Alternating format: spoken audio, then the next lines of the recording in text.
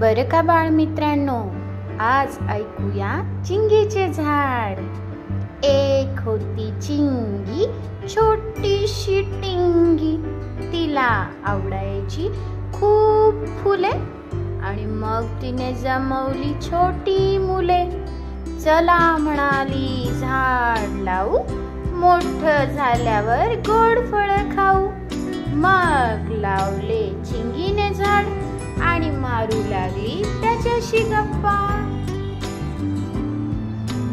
चिंगीने लावलं एक झाड, झाडाला म्हणाली लवकर वाढ.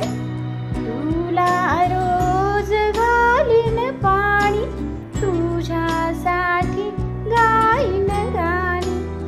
गाणी ऐकून फुले फुलतील, फुलपाखरांचे थवे झुलतील. फुलतील फुल